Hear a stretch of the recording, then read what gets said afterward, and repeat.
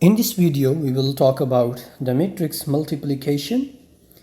Suppose you are given two matrices. The one is A, whose dimension is m by n, means it has m rows and n columns. And the other matrix is B, which has n by p dimension. That means its number of rows are n and the columns are p. Then their product, A times B, we will denote it by matrix C, is a matrix of size m by p. Okay? And how the elements of C are determined. The elements of C, the general element of C is Cij, and Cij is the ijth is the element which is obtained by the product of row I of A and the column J of B. I mean ith row and jth column. Ith row of A and the jth column of B. If you take the product, you will get an element Cij. So that means if your matrix A has m rows and n columns, for example, if it has n columns, so that means the first row contains n number of elements, the first, second, and up to so on, nth element. So similarly, I will write the second row, A21, A22 up to A2n. And similarly, I will write the ith row. So for the ith row, I will write the first index by I and the second indices with the number of columns. I will change the second indices according to the number of columns. So similarly, the last row would be, since it has m total rows, so for the last row, I will change the first index by m. Okay, so I have changed the first index by m. Similarly, I will consider the matrix B. In the matrix B, I should have p columns, okay, because its dimension is n times p. So it must have p columns. So first column has n number of elements, n rows. So each column has n rows because its dimension is n by p. So similarly, I will write the second column. So that means for the second column, I will replace second index by 2, and up to so on. I will write the jth column. For the jth column, I will replace the second index by j. So similarly, I will write the last column. Since it has total p columns, so I will replace the second index of the last column by p. Just like this. So now I will multiply these two things. Suppose A and B is, let's first write the entries here, A and B, okay? Here is A and here is B. Now, suppose that their product is the matrix C, the product of their matrix is C, and its entries are C11, C12 up to C1p, and similarly up to so on. The second row and the last row, CM1, CM2 up to CMP. Because I told you the size of the product would be m by p. Okay? So how we will determine that what is the ijth entry of this matrix? Okay? Since this is totally our supposition, but now I will find the ijth general entry of this matrix. If I find the general entry of this matrix, then I am done. So what is the general entry of this matrix? So the general entry of this matrix is obtained by multiplication of ith row and the jth column. Okay, so here is the ith row and here is the jth column. If you multiply the ith row and the jth column, so you will multiply first entry with the first entry. You understand? So AI1 and B1J. You can see here AI1 and B1J. And similarly, you will multiply this entry by this entry AI2 B2J. So I will write AI2 B2J and then I will use dots and then I will multiply AIN and BNJ. So I will write dots and AIN and BNJ. And now you can see that the first index of A is the same everywhere.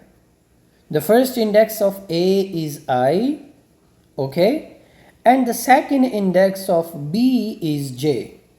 So these two things are same everywhere. I mean, in each entry these are same. So if I want to write them in the summation form means I will write only one term and I will use a new index which will determine all of these numbers. So what will I do? Since my numbers are starting from 1 to n, you can see here you have 1, here you have 1, okay? Here you have 2 and here you have 2. And up to so on the next term, here you have 3 and here you have 3 in the next term and up to so on. And for the last term here you have n and n. Okay, the second index of A and the first index of B are same. Here, here and here. Okay. But they are changing. So for the first term it is 1, for the second term it is 2, for the third term it must be 3 up to so on. And for the last term it is n. So I will write it is starting from 1 and ending at n. So I write sum starting from 1 which ends at n.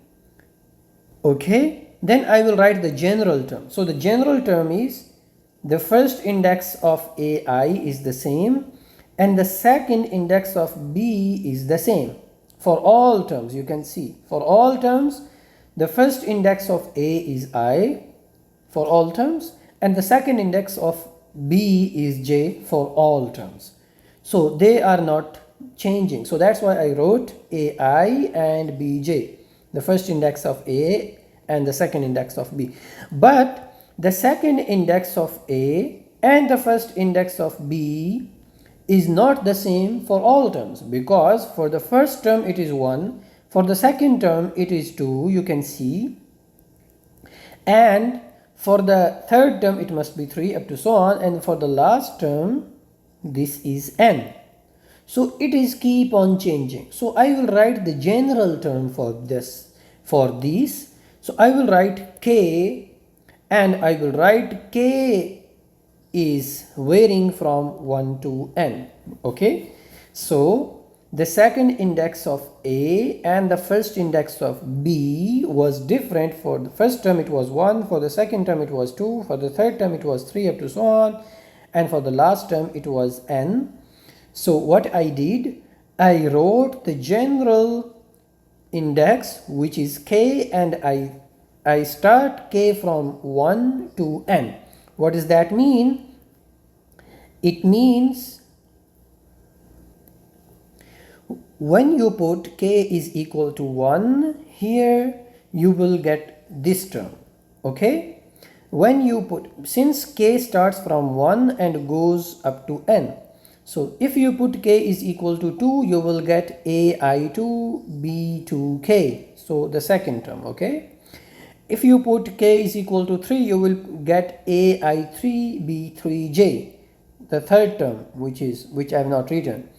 And similarly, if you put the last term k is equal to n, you will get a, I, n, b, and j, the last term.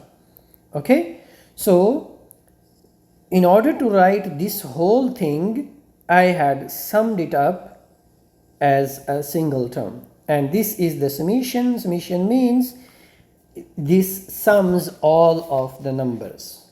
Okay, so this is only the short form of this whole big expression. Okay, now let's do an example of the matrix multiplication. Suppose you have two matrices, this and the second matrix is this one. So in this example, we have to multiply the following two matrices. Okay, here is the solution. So first of all, I will write the first matrix and then I will write the second matrix in the order, and then I will multiply. How will I multiply? I will multiply the first row with the first column first. Okay, so I will multiply 1 with 3. So I will write 1 times 3. Then I'll multiply 0 with 0. So I have written 0 plus 0 by 0. Then this by this. So I will write minus 1 times 2. Okay. Now it's turn for first row and the second column. So I will multiply 1 by 1, 0 by minus 2, and minus 1 by 1. Okay. Now I will go to the second row and the first column. So I will multiply 2 by 3, and then I will multiply 1 by 0, then I multiply 0 by 2. Okay. Now I will move to the second row and the last column. I will multiply 2 by 1, then I multiply 1 by minus 2, and then I multiply this 0 with this 1, which is 0 times 1. So if I add all of these terms, simplify by calculator, I will get 1060. Now there are some properties of matrix multiplication. So the first property is non-commutative. What's meant by non-commutative? Non-commutative means if I multiply A with B, or if I multiply B with A, you will not get the same answer, right? You know, previously you add A with B or you add B with A, you will always get the same answer, but that's for addition. Okay, but this is not addition, this is multiplication. If you do the same thing with multiplication, you will not get the same answer. Okay, in general they are different, so I will write in general. In general they are not the same. In some special cases they may be same, but generally we will say that this matrix multiplication is not commutative. So the second property is associative.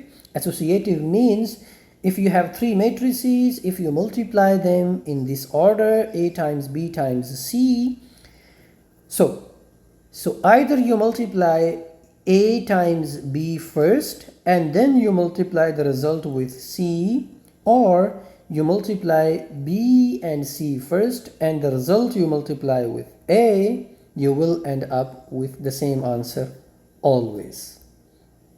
So the next property is the distributive one. Distributive properties are the two kinds of distributive properties. So the first one is the left distributive property. That means if if the multiplication, the matrix on the left side is being multiplied, and if you multiply A from the left side with each entry, you will get A times B, then A times C. Okay, and there is alternatively there is the right distributive property. So for the right distributive property, you will again multiply A with C. Okay, you will not multiply C with A, you will multiply A with C, and then B with C. So this is, you cannot change the order. I mean, you cannot write C times A plus C times B. This is wrong, okay? So this is all about the distributive property. This is called the left distributive property, and this is called the right distributive property. So the next property is identity matrix. So identity matrix, you know what is identity matrix? Identity matrix is a matrix whose main diagonal entries are 1. Whose all main diagonal entries are 1 and all other diagonal, all the entries which are other than diagonal are 0, okay? If you multiply A with I or you multiply I with A, you will always end up with A, okay? If A is any matrix. So if you multiply identity with any matrix from either side, or from the left side or from the right side, you will always get the same matrix, okay? Here I is an identity matrix. Now we have a counterexample of non-commutativity. Since we have properties of the matrix multiplication, you know these properties were satisfied. These properties were satisfied. There was no problem with them. But the first property says this is not commutative. So for the non-commutative, we need to provide a counter example. So here is a counter example which says that the matrix multiplication is not commutative. Suppose you have these two matrices A and B. You can take other matrices also, but let's check for these two matrices the matrix multiplication is commutative or not. So let's multiply them first with this order. Let's take A on the left and B on the right. Okay, if you take A on the left and B on the right and then multiply, that means you are multiplying the first row with the first column. If you do this, you will get this answer. And now you are multiplying the first row with the second column. If you do this, you will get this answer, okay? Now you will go to the second row and the first column. If you do this, you will get this answer. Now second row and the second column, so you will get these calculations, okay? After the calculations, you will get this answer. So this is A times B. Now we will go with B times A. If you write B on the left and A on the right, then if you multiply again first row with the first column and the first row and the second column, then second row and the first column, it is this, and the second row and the last column is this. After multiplication, you get this answer. You can check this and this are different. This matrix is 2 1 4 3 and this matrix is 4 3 4 1 2. They are different. Since they are different, so the matrix multiplication is not commutative.